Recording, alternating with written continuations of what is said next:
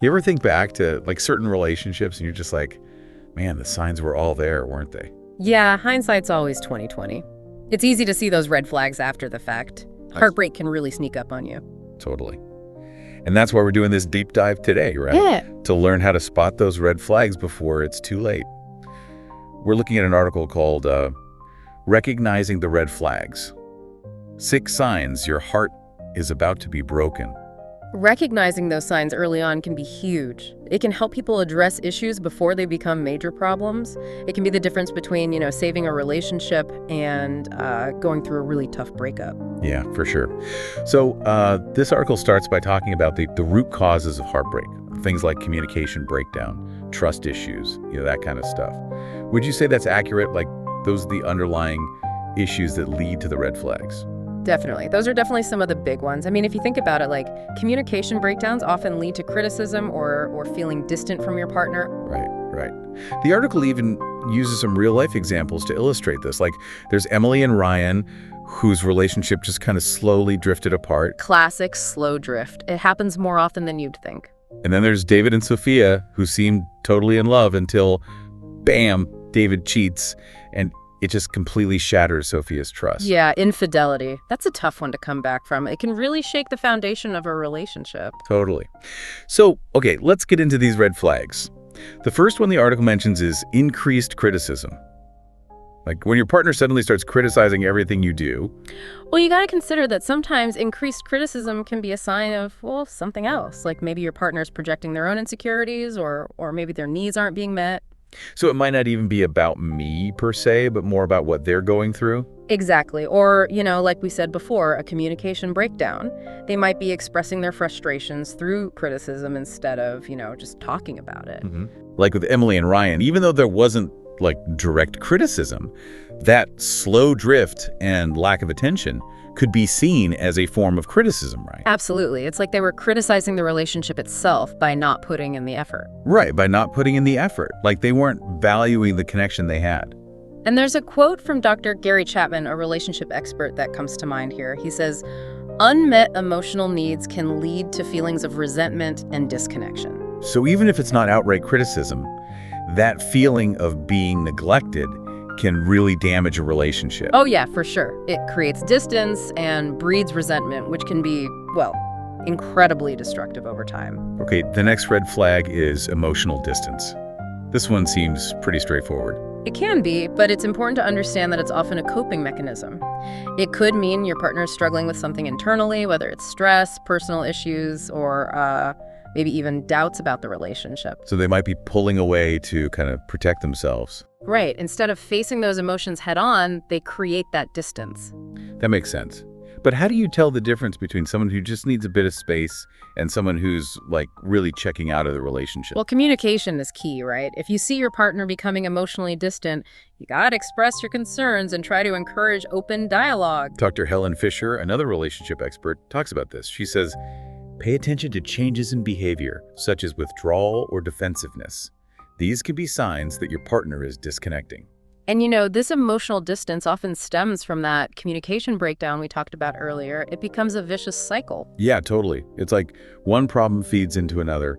If you're not communicating, it's easy for misunderstandings to grow and for that distance to build up between you. Leading us right into our next red flag, lack of communication. Surprise, surprise. Yeah, this one's a biggie. That feeling of talking to a brick wall or avoiding tough conversations or just constant arguing. This is where those root causes we talked about at the beginning really come into play. Communication breakdown is one of the, if not the biggest contributor to relationship problems. I mean, if you're not communicating, you can't really resolve conflict, understand each other's needs, or maintain that connection. If we think back to David and Sophia, even though, the infidelity was the main issue, there was probably a lack of communication leading up to it. Oh, almost certainly. Infidelity rarely happens out of the blue. Usually there's some underlying issue, unmet needs, resentment, lack of communication, you name it. So basically, lack of communication is not just a symptom, it can actually lead to even bigger problems. Exactly. It's a breeding ground for all sorts of relationship issues. Okay. The fourth red flag is trust issues. And this can be a lot of different things, right? Yeah, absolutely. It could be suspicion, jealousy, dishonesty, or just a general feeling that you can't rely on your partner. And a lot of times, trust issues stem from, like, past hurts, either in the current relationship or from previous ones. Definitely. Past experiences can really shape how we view our current relationships. So if someone's been cheated on before, they might be more likely to have trust issues in the future. Makes sense, right? It's important to be aware of that baggage we might be carrying. So how can someone work through trust issues, either on their own or with their partner? Well, it all comes back to communication. Being open and honest about those issues, understanding where they come from, and then working together to rebuild that sense of security. And maybe seeking professional help, like couples therapy. Therapy can be incredibly helpful, yeah. It provides a safe space to explore those issues and develop healthy coping mechanisms. All right, red flag number 5 is different priorities. Like when you and your partner start to head in different directions with your values, goals, and, just life in general. This is one that can kind of creep up on you. Maybe early on in the relationship, those differences weren't so obvious, but as you grow and evolve, they become more apparent and can lead to conflict. Like maybe one person wants to focus on their career while the other wants to start a family. Exactly. Or maybe one person prioritizes financial stability while the other's all about experiences and travel. Those differences can create a lot of friction. And what if you used to be on the same page, but then things changed? That's when that open and honest communication we keep talking about is even more important. It's about revisiting your goals individually and as a couple and seeing if there's room for compromise or if those differences are just too big to overcome. That makes me think about that Dr. Chapman quote again, about unmet needs leading to resentment.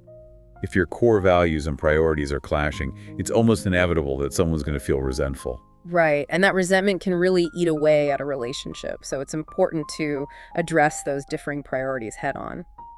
Okay, last but not least, red flag number 6, intimacy drought. This one's all about a lack of physical and emotional intimacy. Intimacy is the glue that holds a relationship together, It's about feeling close, connected, and desired. And when that fades, it can create a lot of loneliness and disconnection. And it's not just about sex, right? No, definitely not. Emotional intimacy is just as important. Feeling seen, heard, and understood by your partner. Being able to share your thoughts and feelings without fear of judgment. So if you're feeling that emotional distance, chances are there's an intimacy drought happening too. Usually, yeah. They often go hand in hand. So why does intimacy fade in a relationship? Oh, there are a bunch of reasons. Could be stress, life changes, unresolved conflicts, even hormonal shifts.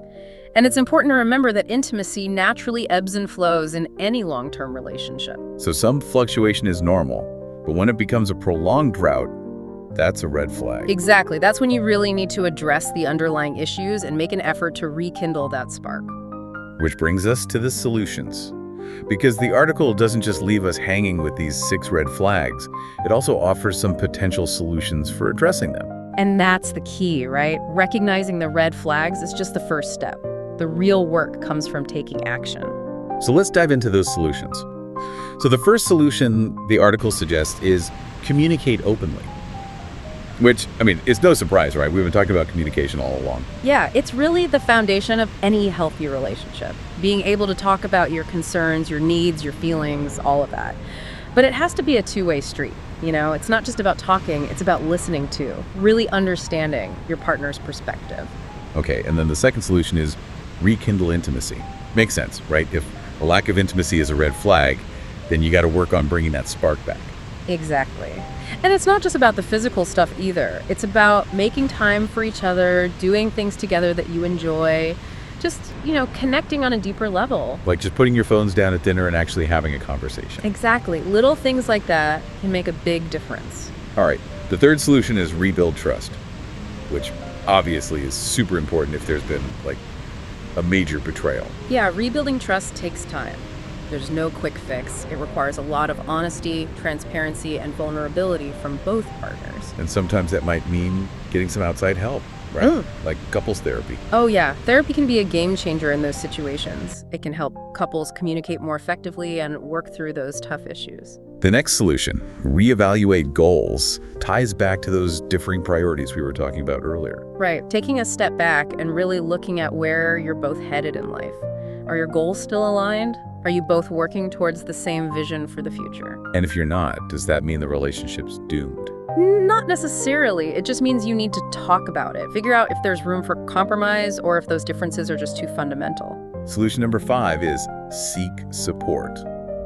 And that can look like a lot of different things, right? Yeah, for sure. It could be talking to friends and family, going to therapy, joining a support group, whatever works for you. The point is, you don't have to go through this alone. And the last solution, self-care.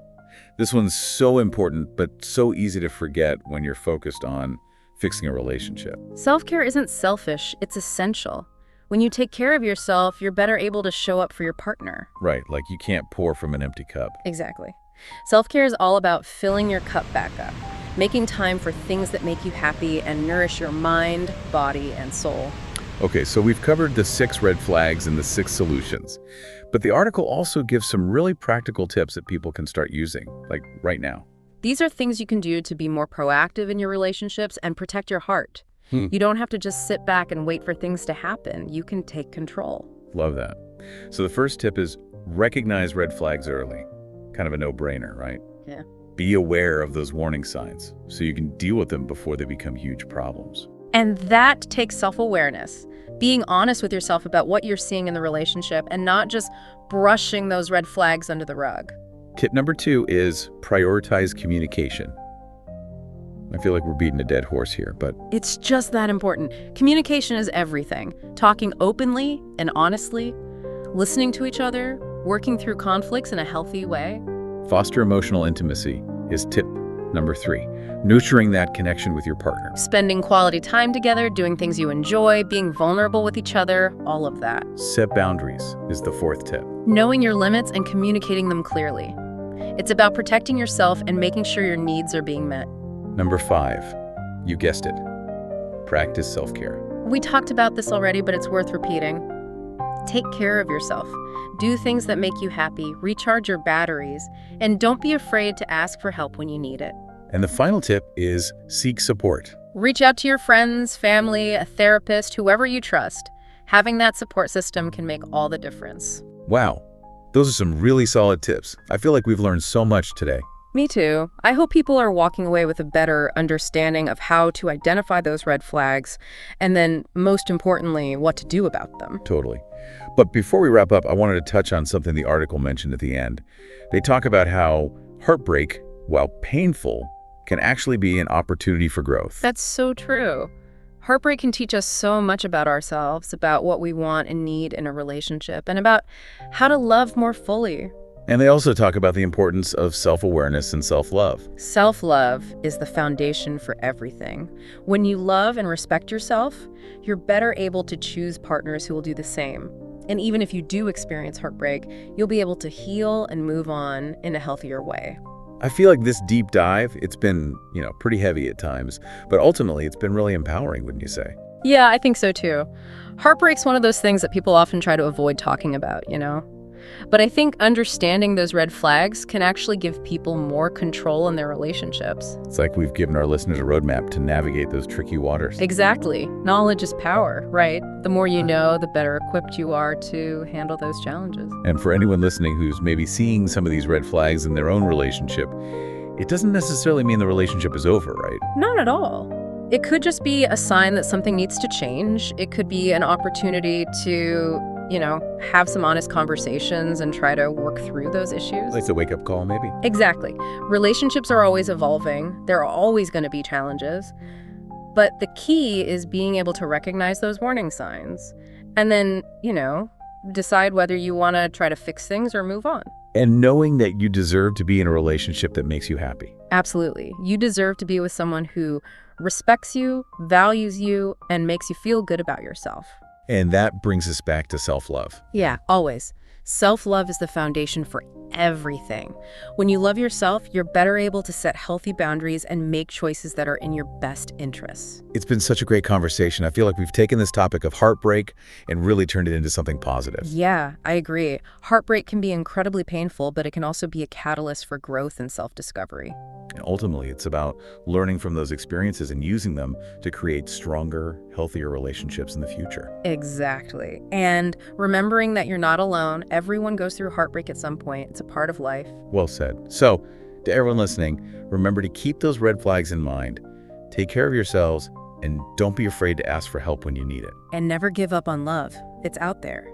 Just be smart, be strong, and be kind to yourself. That's a wrap on this deep dive into recognizing the red flags of heartbreak. Thanks for joining us.